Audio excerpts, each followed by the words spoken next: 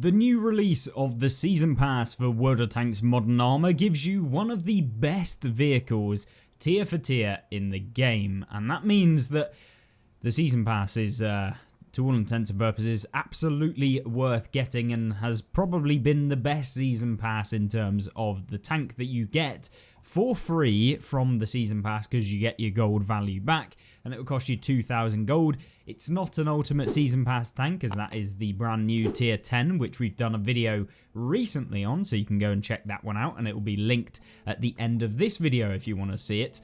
But this is the NM116 Panzerjäger, and it features at level 75, I believe, that you receive the NM116 Panzerjäger. Now, this vehicle, to all intents and purposes, was first introduced as a Cold War premium vehicle. Now, Wargaming in their infinite wisdom decided that, you know what, let's make it a World War II premium vehicle. And so you might be wondering, why am I saying that this is a broken premium tank, and why is it so good in the game? Well, there's a wide variety of factors that play into that, and let's take a look at them. So first things first, obviously being a Cold War vehicle that has been introduced into World War II with minimal changes kind of gives you the idea that this tank is probably not going to have the most balanced stats when compared to some of the other vehicles at tier 8. Now, as a tier 8 premium vehicle, this one has 262mm of penetration on its standard rounds, which is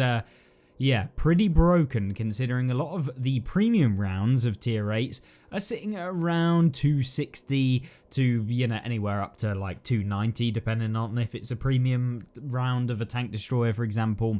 But for the majority of other vehicles and vehicle types, yeah, your upwards penetration of your premium rounds, maybe like 275, something like that is like where it's at. This one has 262 on its standard rounds, which means for all intents and purposes, there is basically no reason that you need the premium rounds of this vehicle, but even if you do, you get 320mm of penetration. Now, that might seem, yeah, a bit overpowered, and it pretty much is. You can see here the T28, 248 standard pen, 297 premium.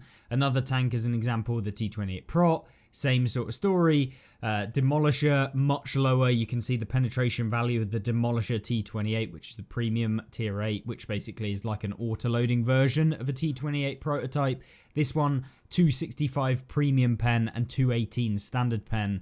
The TS5, 248 standard pen, 300 premium pen. So yes, this tank basically doesn't bounce off of anything at tier 8 because it is just that good, and the premium pen means that you almost never bounce off of anything unless you hit tracks, because its premium rounds are heat, and so if you do hit those tracks or spaced armor, it's nowhere near as effective. So that's where loading just standard rounds is pretty much the best thing to do. I've got quite a few heat rounds in there in case you do come up against tier 10s. Things like E100 front of the turret, absolutely fine with 320 pen. A lot of the tier 10 heavies that you'll meet straight through the front of them, very easy to do, and that makes it a very easy tank in terms of how to pen things, because if you can't pen them with your standard, you just press A and you can pen them absolutely everywhere. So yeah, very good in that department. Not really utilizing a whole lot of HE in this thing because it's so fast firing and your HE pen is only 45, so you're not really going to be able to pen a whole lot. I take 2 in there just for if I meet a Waffle Panzer IV, a Waffle E100, a Borsig, any of those light tanks that you might come up against that you can pen reliably with 45 penetration, then that's where they come in handy. But for the majority of times, I basically never use the HE even in that sort of scenario because you reload so quickly. Now, unlike a lot of the other TDs at this tier, which either have 420 if you're an American tank destroyer, and you have the higher caliber 120mm, that is, you know, the standard. It's been changed in the recent update. The Panzerjäger has 280, which is essentially what I believe is a 100mm or 90mm even. So with that 90mm, 280 damage, it's actually like the sweet spot between not having too long of a reload, but also not having too short of a reload where you end up becoming like a pea shooter, because a lot of the time, you know, you're firing off like 2 rounds for every 1 round that you have to land in something like a T28, the Panzerjäger can offload 2 rounds in the same time as a lot of these other TDs that can do 400 damage, except you're dealing 560 in those 2 shots that you're landing, and you've got an easier time of actually penning things, which means that the damage output of this vehicle is insane. And when we talk about the damage output, 3,400 DPM makes this one of the most incredible DPM vehicles at tier 8. So even if we were to look at a T28, you're sitting around 3,000, and so this is one of the better tanks for DPM and is actually quite a good one. We haven't got a commander in it, but if we were, it would be around the same sort of mark as the Panzerjäger. T28 prot, for example, 2,800, significantly worse even when we do put a commander in the tank. And then yeah, you look at some of the other premiums, 2,200. You've got an extra like 1,000 if we were to put a commander in this and stuff like that onto the T28 prot. Premium variant, TS5, same sort of story. It's basically on the upper limit of the DPM at this tier and is just incredible how much damage output you can do. Even if we were to remove some of the tanks like that, you can look at the Charioteer, 2,600, so probably at like 3,000 when you're looking at the maximum and that sort of stuff. And even if you look at some of the other kind of auto-loading tanks, things like, for example, the GSAW 1008 with only 1,500 DPM, you can kind of get where the DPM increases are going to be. And the AT-15 just being a monster with 3,300, and that's without a commander in it, so or equipment, by the way. So this tank, definitely an underrated one, and we'll be testing it out in a upcoming video as well. So Panzerjäger, it has your DPM, it has the penetration, surely it doesn't have the speed, and it does, 61 kilometers an hour top speed, which means you are no slouch. You can move around the map very freely and basically maneuver your way through various different flanks. If you find that one flank is failing, you can run away and you can go somewhere else, and you can sit at the back and sniping and basically just farm people as they come towards you. As I said, the reload speed of this tank, 4.89 seconds as we've got it set up, which means that you can actually perma-track people very easily in this thing, where you compare it to a higher alpha damage tank, which may have better DPM, but not necessarily, and so they're basically going to have to fire off one shell and hope that that person doesn't have a repair kit. You don't need to, because by the time you hit them in the tracks the first time, you can track them, they're going to repair it, and by that time you're probably reloaded again to track them again. Some of the other vehicles in the game, you're going to find that you hit the track, they repair it, and by that time that you're fully reloaded with almost double the reload speed of the Panzerjäger, you're going to find that they've either gone behind cover, they found a position that you can't hit their tracks in, or you know, they're starting to look at you and that sort of stuff, and they know where you are, and so that can become a real problem with other vehicles. The Panzerjäger does not have this at all. Now, you're surely thinking, well, there must be some drawbacks to the tank, and the only real drawback to this vehicle is the fact it goes 17.7 kilometers an hour, which is only backwards, by the way. So 17.7 kilometers an hour backwards, which is limiting, and it's somewhat like what you would see with the Hellcat at tier 6. This is what I would imagine a boosted up version of a Hellcat that's even better tier for tier than a Hellcat, which is pretty crazy in the first place.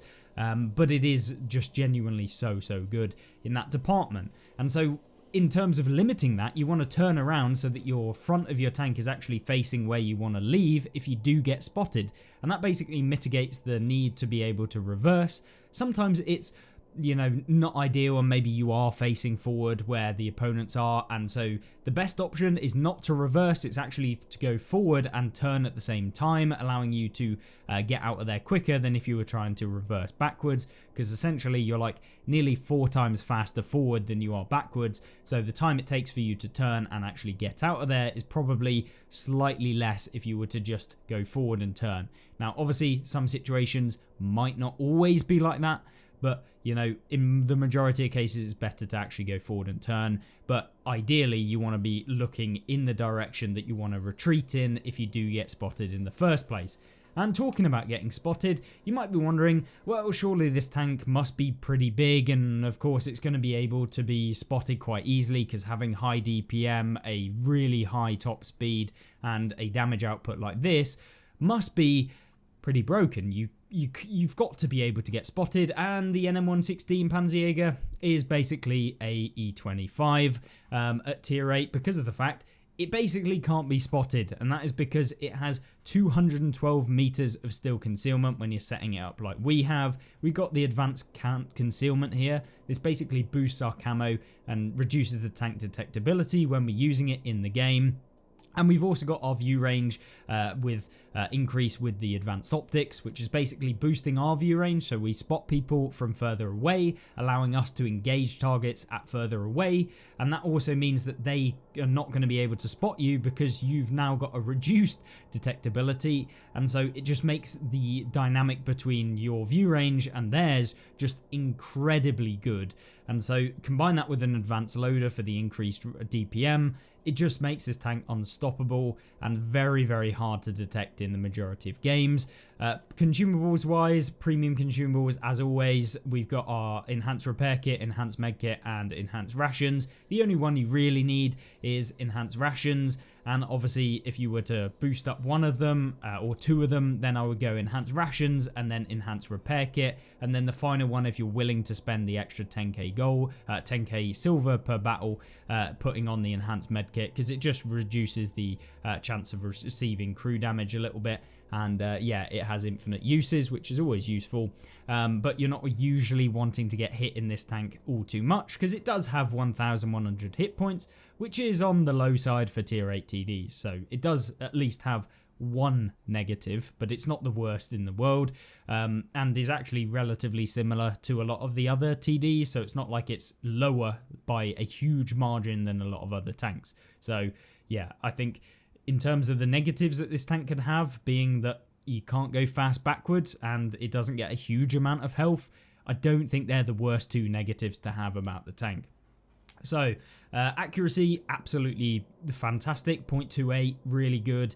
Aim time, really good again, 1.82 or 1.84. This is after I put on all of the perks. So at the moment we don't have the base value and the changed value as separate on this. So I'm not going to take off all the equipment and stuff like that to be able to show you, but yeah, that is kind of a very good number in terms of with all of the perks and the crew skills on as well. Power to weight ratio 21.5, so you can get up to that top speed really, really quickly. And the 10 degrees of gun depression should not be missed out when we're talking about this tank. That allows you to use ridge lines really, really well. And yeah, it's just really fantastic to have that versatility on a ridge line and be able to use it in that way. And so combine that with the fact that you get obviously premium tank silver earn rate as well, 50%.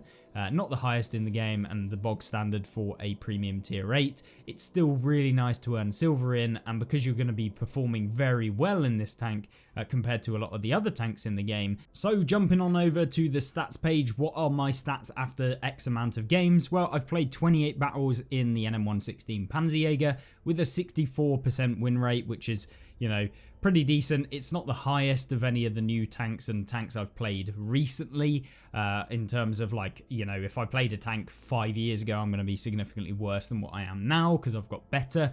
But in terms of a new tank, it's actually pretty decent. And so yeah, it's up there with some of the better ones. Damage per game, this is where this tank is incredible. 3,300 average damage in games that I'm playing in this tank. So just to put that into perspective, if we grab up tier 10 TDs, which should hopefully now come in here, something like the Foch 155, which is 2 tiers higher, average damage 3,600, so only 300 less than the tier 10 TD. Well, FV 4005 stage 2, only 200 damage higher than the NM116. If we're looking at the E4, slightly higher again, but you're seeing that it's almost keeping up with a lot of the tier 10 TDs in the game. Things like the E3, we're 600 over. Now, yes, I might not be the best E3 player out there, so probably not the best one to compare to, but at the same time, the NM116 is just outclassing a lot of tanks. And even if you're looking at tier 9s in particular, you see we've got a wide variety of different other tanks, so the T28, 2600 per game, and just outclassing most of these tanks in its entirety. Demolisher T28, the TS5, we're adding on nearly 1,000 extra damage than a lot of these other tanks that are the same tier. So you can see the kind of potential with this tank if you do play it in the correct kind of manner. And so let's jump into a game which showcases what this tank can do, and it only really took me 2 games. I think one of them I was AFK for the beginning and we did like 800 damage or something stupid because we were losing so bad, but the second one was where it all came in. And so this game is on Tietval Ridge. Now this one and this map in general is okay for the tank that we're playing, but it's not extraordinary. It's not going to be like the best possible map that you can get, but it is a well suited map to this tank because you can use longer range engagements, which is where this tank comes in very, very clutch. And on a larger map you can run away and you can escape and kind of outmaneuver and outspot a lot of opponents, which is what this tank does really well. So on smaller maps this tank is still very, very good, but you have to play it in a much more supportive role where you're essentially just making sure that you're dealing damage every time that an opponent fires at your teammate, for example, and you're just constantly poking out, using that very high penetration to just dominate those opponents. You can see here, trying to go for a little shot on the T95E6, very easy indeed. Find ourselves another target almost instantly after, which is the TVP. Hopefully we can get another one to him, not quite, he seems to have reversed back down, which is fine. But you can see what we're doing here is just at the beginning of the game, just getting into a nice little spot with a bush. You don't have to do a whole lot more than that, and you can see here going for a little Orochi straight through the front of him. He was angled up, so probably not the best for him. Going for some blind fires, and blind firing on this tank in particular is very, very good because of the reload speed being so kind of quick. And that means that, you know, even if you do fire, if someone does get spotted and, you know, you're not waiting a whole long time before you can fire off again. And so that really isn't an issue when it comes to the tank, and pretty much like means that you haven't really got a negative for just firing at someone when they're blind or if you see them recently, that sort of thing. Now, we go for a little auto-aim across the map. As you know, auto-aim is just so balanced and fair. We managed to hit him. Another one in there. Got a heat round loaded, I think probably because we were going for the Orochis earlier, but I didn't realise. Definitely don't need it for a TVP through the front. But we got some light tanks and a couple of others that are up here. I'm just trying to get back up into our position so that we can extend our view range out. But because the enemies are so close to me right now that they're just going to poke over and spot me, and being up on the left hand side where we were and getting spotted is very, very dangerous because they are just going to come in really, really quickly. Now a enemy AMX 13105 comes over and starts firing. Now in all fairness, I probably should have moved down to the left, but he comes flying in and he lands 2 shots into us, which puts us down at 350 hit points, which is not ideal at all because now we're basically a one shot for pretty much everything in the game. We narrowly miss a shell coming in there to finish us off basically, and now we are in kind of preserve mode. We don't want to do anything silly. We're going to stay very aware of our surroundings now because we don't have the hit points to trade. Bit unfortunate that we did go after the AMX 13105. Should have pulled back down the ridgeline, retracked him, and then he wouldn't have been able to depress down to actually get a shot on us. But it is what it is, and we've done what we've done. So we'll go after the T114 bat here, which we managed to get one into. The Orochi's over there, and we've got some tanks moving in on the west hand side of the map. So with that being said, what can we do from here? Well, I'm going to try and extend some view range out, see if I can spot anyone trying to push up on the northern side of the map over to our right here. And there's not really a whole lot. There is a little heavy that's over there, and with the premium rounds you can see we don't literally even have to aim at things like tier 8 heavies, especially the Japanese, because they're basically just no real ricochet angles with those things, because it's all just flat plates with high values of armor that if you have enough armor penetration, then yeah, you just pen them everywhere, which is why I hate the Japanese heavies, because pretty much everyone just fires premium, auto aims at you because you're so huge that even if they do get bad RNG on their aiming or their kind of accuracy, it still hits you and it's still going to pen. And you can see there just a quick snapshot on this guy. Accuracy of the tank is crazy. Not quite able to get one onto his cupola there, but it's fine. Now, I've seen my TD kind of pushing up onto the northeastern side of the map, right in the corner. We kind of know that there's not a whole lot over there to my right, so we can push over with relative confidence that we're not going to get spotted, and that's because our still concealment is just so good, and our just general concealment is so good, using that smaller circle on the minimap to know exactly where we need to be kind of focusing our efforts to. And at this point, it's just moving over to get out of the view range of a lot of these tanks and find ourselves a nice little bush, which we should hopefully be able to do. So we find one on the Orochi, we actually bounce, which I think actually went off and up into the gun mantlet of the Orochi, which is fine. I mean, that happens every now and again, even to players which apparently get better RNG than everyone. But at this point now, we're going to move to a different position to get the better shot on the Orochi. Even if, you know, RNG like that does happen, it should still actually go in where we can pen. This is how you mitigate the RNG in the game. You can't get rid of it. No one has better RNG or anything like that. It's just a case of mitigating the RNG that you do get. You can see me here just trying to use the bush, but we do actually get spotted, which isn't the worst thing in the world. But at this point, we're up to 3,000 damage, and I kind of want to get some more, but I'm a bit hesitant as to where the other tank actually is in the game, the medium. And so we go for a shot on the M46. This is where the heat rounds are just not it, because of the fact we're hitting tracks. It's getting absorbed, and we probably would have just penned the M26 or M46 there with standard rounds. So we should have just loaded those from the start, but I was probably not really bothered about it. So we're up to 3.2k now, so about where the average damage of the tank for me is, and we can just push forward now to the hill area in front of us. The medium has been spotted, so we know he's over there. And now it's just the artillery, because we can get a decent chunk of damage off of him as well if we do manage to find him somewhere. So if we can do that, maybe we could push the 4k limit of the game. And yeah, that's only like, what, 3 shells, so about 15 seconds worth of engagement, so should be able to be done. And so we're going to go up on top of this hill, see if we can get a shot onto this tier 10 that we hit at the very beginning, I believe, and see if we can get one into him, and then push towards the artillery. So we do find the artillery. He's scurrying away like all artillery do at the end of the game when they haven't helped their team enough.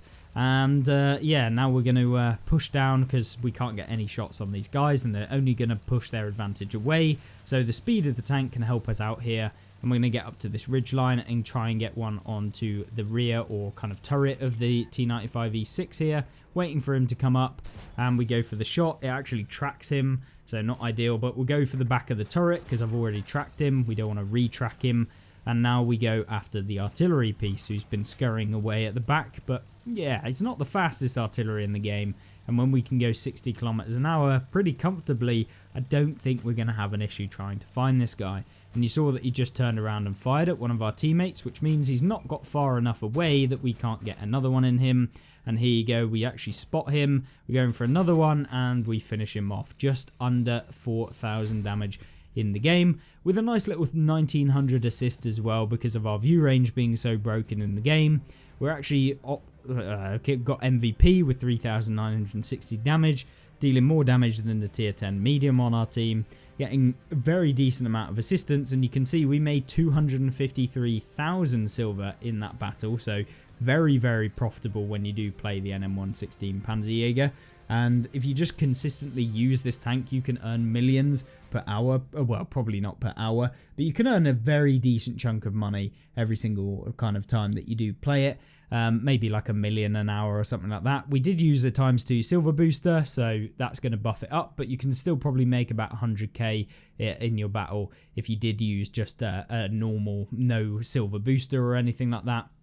And so a really, really decent result for this tank, and kind of showcasing why this tank is just incredibly good. I've had multiple games where we've done like 5k damage or more. It's just incredibly easy to deal a ton of damage with this tank, and I cannot recommend enough that just the season pass alone is worth getting just to get this vehicle. If you don't want anything else in the season pass, even if you don't want to make the gold value back that you get from purchasing the season pass, this tank is worth it entirely.